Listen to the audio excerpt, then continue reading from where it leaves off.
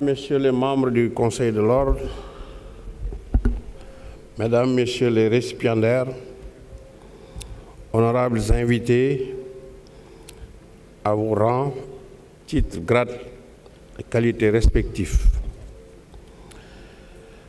La cérémonie qui nous réunit ce jeudi 5 juin 2025 est destinée à honorer les filles et fils de la nation qui ont eu des mérites éminents ou des services distingués à la République, conformément au décret portant Code de l'ordre national du Lion et réglementant l'ordre du mérite du Sénégal.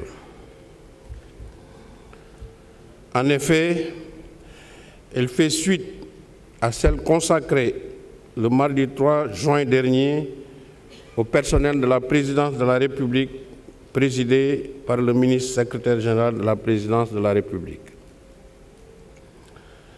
Ces mérites et services éminents et distingués ont été constatés malgré les conditions difficiles inhérentes à vos parcours professionnels respectifs, parfois parsemés d'embûches. C'est pour vous rappeler, Mesdames et Messieurs, que les insignes qui vous ont été remis sanctionnent un savoir-faire et un savoir-être, c'est-à-dire un comportement exemplaire.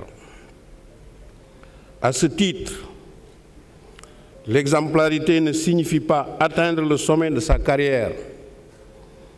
Elle ne se mesure pas, mais s'appréhende en fonction de certaines valeurs que tout citoyen doit cultiver et les règles qu'il doit observer. Ces valeurs et règles, si elles ne sont pas observées et prises en compte, la nation en souffrirait inévitablement.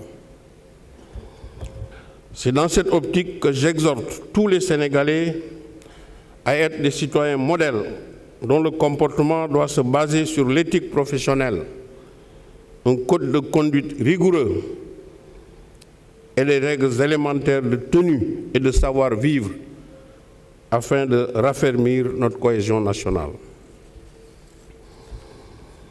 Ainsi, faut-il toujours avoir à l'esprit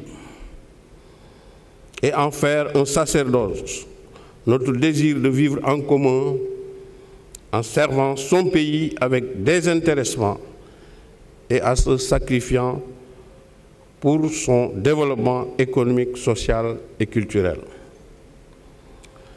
Pour ce faire, le Sénégal a besoin de sacrifices, du dévouement et de l'abnégation de tous ses fils et filles pour sauvegarder son prestige, sa solidité institutionnelle et sa stabilité afin de rester une nation citée en exemple partout en Afrique et dans le reste du monde.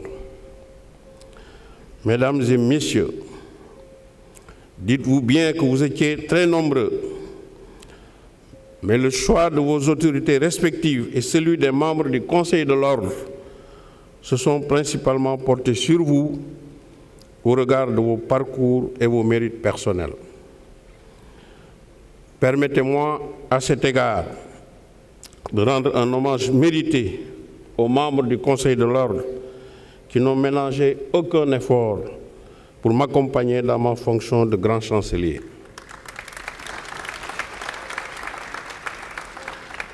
Je voudrais également renouveler mes chaleureuses félicitations aux nouveaux membres qui ont bénéficié de la confiance de Monsieur le Président de la République, grand maître de l'Ordre national du Lion, pour intégrer le Conseil de l'Ordre.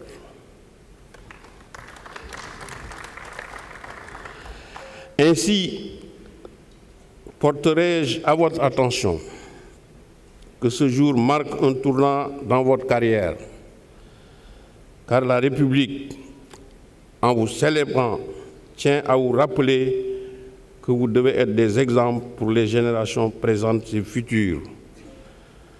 Dans un monde où la perte des valeurs cardinales, jadis vantées, se manifeste à travers le comportement quotidien de certains citoyens.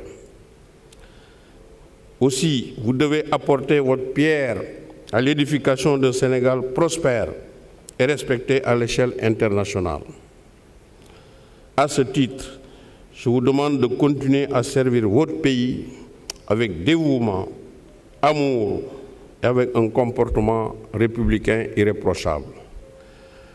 Pour terminer, je voudrais saisir cette occasion solennelle pour exprimer à tous les récipiendaires et à leurs familles mes chaleureuses félicitations pour ces distinctions qui récompensent leur dévouement à la patrie et leur engagement sans réserve dans leur domaine d'activité professionnelle pour rehausser le prestige de notre cher pays.